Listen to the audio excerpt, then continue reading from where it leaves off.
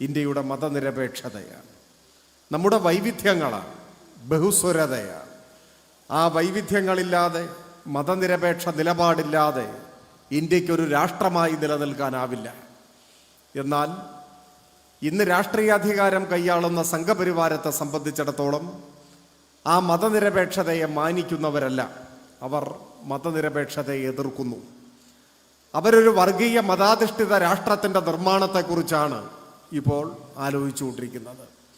അങ്ങനെ വരുമ്പോൾ വ്യത്യസ്ത വിശ്വാസധാരകളെ പിൻപറ്റുന്ന ജനവിഭാഗങ്ങൾക്ക് ജീവിക്കാനാവാത്ത ഒരു നാടായി ഇന്ത്യ മാറും. മലയാളികളുടെ പ്രിയങ്കരനായ എഴുത്തുകാരൻ എം മുകുന്ദൻ പണ്ടൊരിക്കൽ പറഞ്ഞു, കാഠിന്യമേറിയ അനുഭവങ്ങളെ നേരിടേണ്ടി വന്നിട്ടില്ലാത്ത ഒരു ജനതയാണ് നാം മലയാളികൾ, അതുകൊണ്ട് നാം അനുഗ്രഹിക്കപ്പെട്ടവരാണ് എന്നാണ് അദ്ദേഹം പറഞ്ഞത്.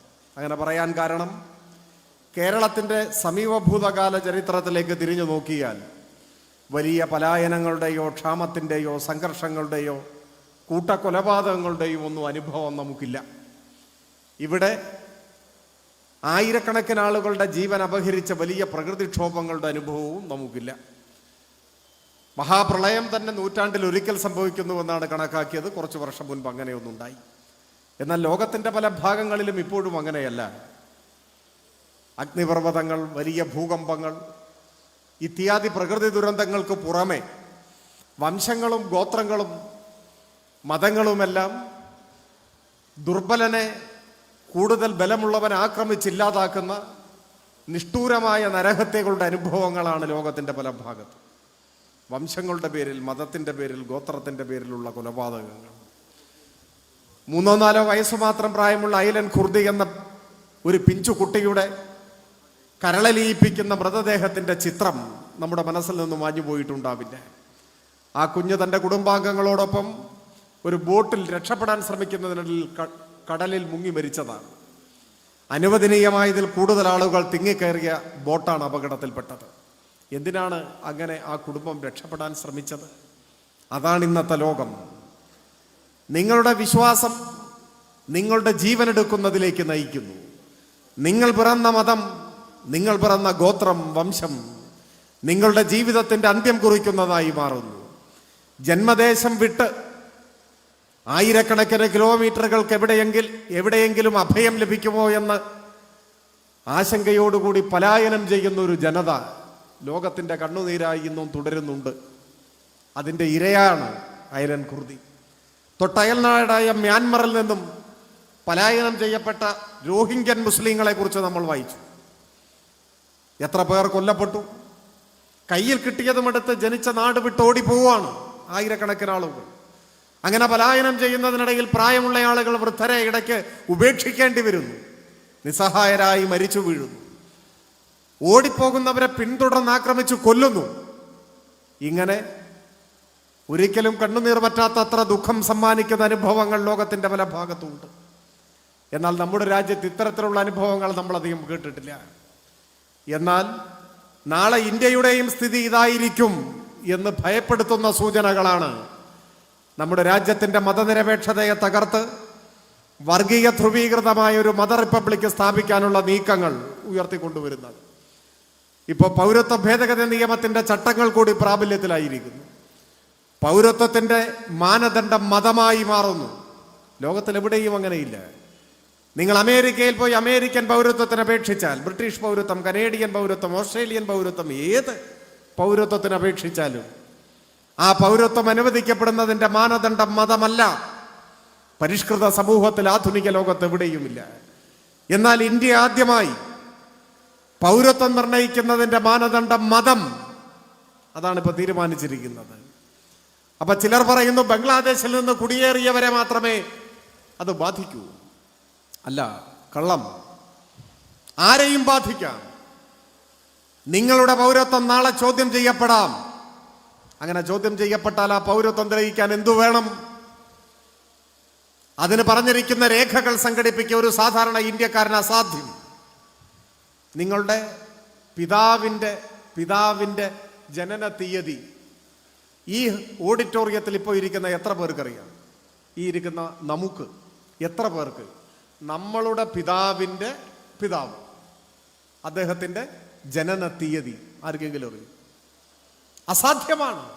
പിതാവിൻ്റെ ജനന തീയതി എത്ര പേർക്ക് അറിയാം? അതിൻ്റെ രേഖ എത്ര പേരുടെ കയ്യിലുണ്ട്? ഇതാണ് സ്ഥിതി. ഒരു നിമിഷം കൊണ്ട് ഇന്ത്യക്കാരനല്ലാതെയായി മാറും തലമുറകളായി ഇവിടെ ജീവിച്ചവർ. ഇത്തരം അപകടങ്ങളിലേക്ക് നയിക്കുന്നതാണ് നിയമം. അത് വിദ്വേഷത്തിൻ്റെ നിയമമാണ്. അത് രാജ്യത്തു നിന്നും ഇഷ്ടമില്ലാത്തവരെ അടിച്ചോടിക്കാനുള്ള നിയമമാണ്. ആ നിയമം ഇന്ത്യയിൽ യാഥാർത്ഥ്യമായി. അതാണ് ഈ കാലത്തിൻ്റെ പ്രത്യേകത.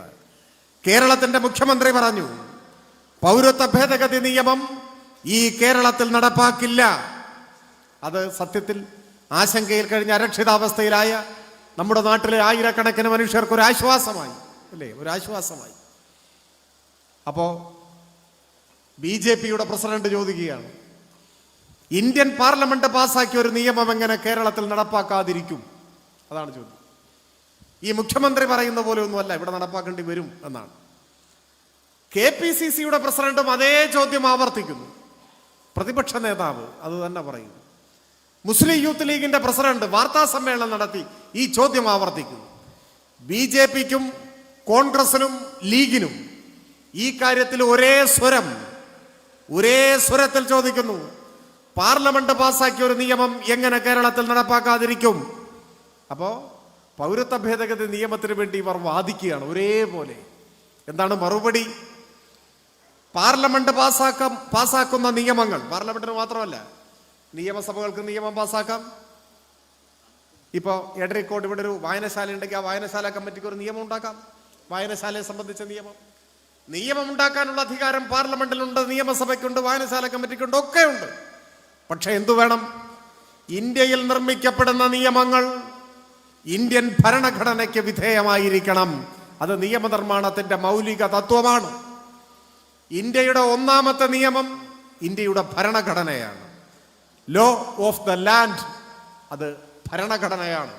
അതാണ് പ്രാഥമിക നിയമം. മറ്റെല്ലാ നിയമങ്ങളും ഭരണഘടനയ്ക്ക് വിധേയമാണ്.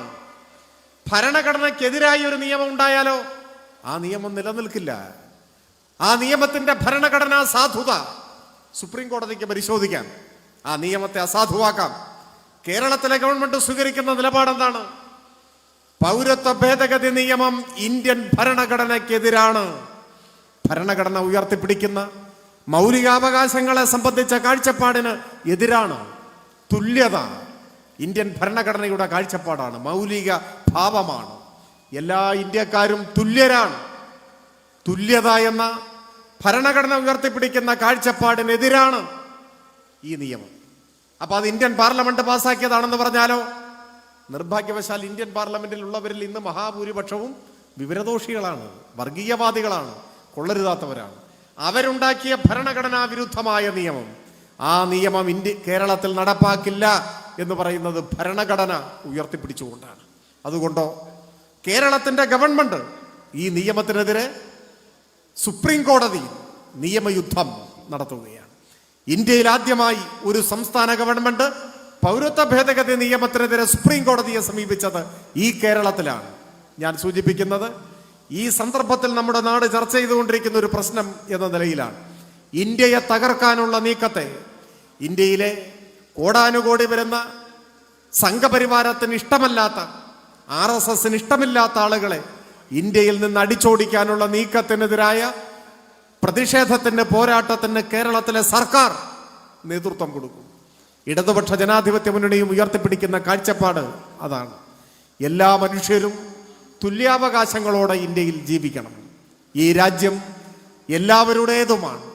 എല്ലാ ജാതിമത വിഭാഗങ്ങളിലും പെട്ട ഇന്ത്യക്കാരുടെ സ്വത്താണ് ഇന്ത്യ. അതിനെതിരായ നീക്കമാണ് സംഘപരിവാർ RSS നടത്തുന്നത്. അതിനെതിരെ പൊരുതാൻ പാർലമെന്റിൽ ആള് വേണം. അതാണ് കാര്യം. ഈ കഴിഞ്ഞ 5 കൊല്ലം ഇന്ത്യയെ തകർക്കുന്ന നിലപാടുകൾ പാർലമെന്റിൽ BJP ഗവൺമെന്റ് ഒന്നിനു പുറകെ മറ്റൊന്നായി കൊണ്ടുവന്നപ്പോൾ അതിനെ എതിർക്കുന്നവരുടെ ശബ്ദം ദുർബലമായിരുന്നു. കേരളത്തിൽ നിന്ന് 2 പേരെ എതിർക്കാനുണ്ടായുള്ളൂ. ആലപ്പുഴയിൽ നിന്നും കോട്ടയത്തു നിന്നുമുള്ള MP-മാർ ആരിഫും ചാഴിക്കാടനും മാത്രമാണ് വ്യത്യസ്ത സ്വരം കേരളത്തിൽ നിന്നും ഉയർത്തിയത്. ബാക്കി 18 പേരും നിശബ്ദരായി.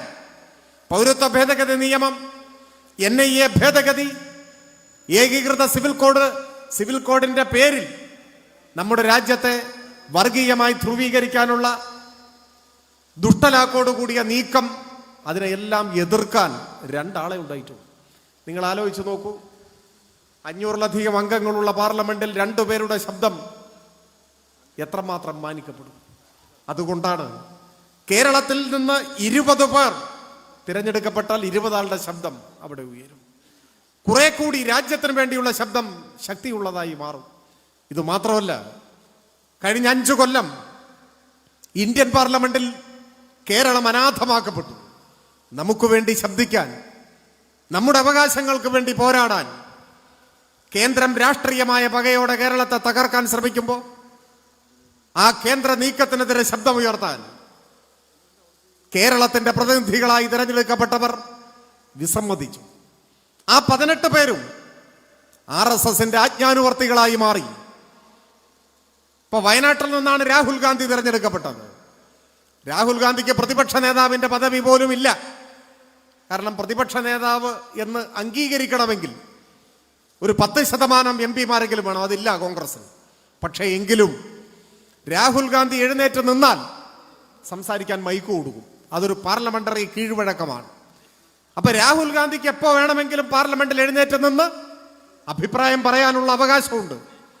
കേരളത്തിൽ നിന്നുള്ള MP-യാണ് വയനാടിനെ, നമ്മുടെ ജില്ലയിലെ 3 മണ്ഡലം ഉൾപ്പെടുന്നതാണ് വയനാട് മണ്ഡലം. ആ അർത്ഥത്തിൽ നമ്മുടെ ജില്ലയെ കൂടി പാർലമെന്റിൽ പ്രതിനിധീകരിക്കുന്ന ആളാണ് രാഹുൽ ഗാന്ധി. അദ്ദേഹത്തിന് ഏത് സന്ദർഭത്തിലും എഴുന്നേറ്റ് നിൽക്കാം. പ്രതിനിധീകരിക്കുന്ന നാടിനു വേണ്ടി 2 വാക്ക് സംസാരിക്കാം. പക്ഷെ ഒരിക്കൽ പോലും 5 കൊല്ലത്തിനിടയിൽ കേരളത്തിന് വേണ്ടി ശബ്ദമുയർത്താൻ രാഹുൽ ഗാന്ധി സന്നദ്ധനായില്ല. അദ്ദേഹം ആ വഴിക്കേ പോകാറില്ല. ഇപ്പൊ നോക്കൂ നിങ്ങൾ, രാഹുൽ ഗാന്ധിയുടെ ലോക്സഭ ഹാജർ ഒരു പൊതുരേഖയാണ്, നമുക്കൊക്കെ ലഭിക്കും. ആർക്ക് വേണമെങ്കിലും പരിശോധിക്കാം. അപ്പൊ 50% ഹാജരേ അദ്ദേഹത്തിനുള്ളൂ. അദ്ദേഹം പകുതി ദിവസം പാർലമെന്റിൽ പോയിട്ടേയില്ല. ആ വഴിക്ക് ആള് പോകുന്നില്ല. ഇവിടെ നിന്ന് ജയിപ്പിച്ച് വിട്ടതാണ്, പക്ഷെ ആള് പാർലമെന്റിലില്ല.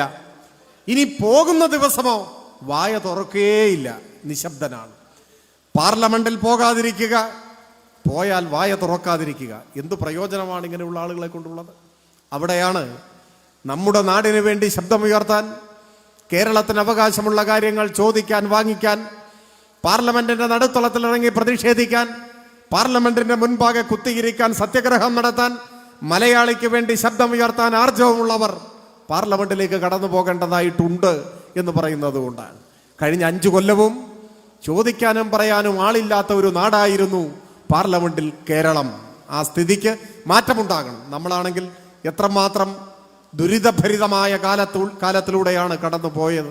എത്ര സന്ദർഭങ്ങൾ, പ്രളയമുണ്ടായി, കോവിഡ് ഉണ്ടായി, ഓഖി, നിപ്പ. ഈ സന്ദർഭങ്ങളിലൊന്നും 10 പൈസ കൊണ്ട് കേരളത്തെ സഹായിക്കാൻ കേന്ദ്രം തയ്യാറായില്ല. അന്ന് കേരളത്തെ സഹായിക്കണം, അർഹതപ്പെട്ട വിഹിതം വേണം എന്നാവശ്യപ്പെടാൻ ഇന്ത്യൻ പാർലമെന്റിൽ കേരളത്തെ പ്രതിനിധീകരിക്കുന്ന രാഹുൽ ഗാന്ധി ഉൾപ്പെടെയുള്ള MP-മാർ തയ്യാറായതുമില്ല. ഈ സാഹചര്യത്തിന് മാറ്റമുണ്ടാവണം എന്നതാണ് ഈ തെരഞ്ഞെടുപ്പിന്റെ ഏറ്റവും പ്രധാനപ്പെട്ട രാഷ്ട്രീയ പ്രശ്നം.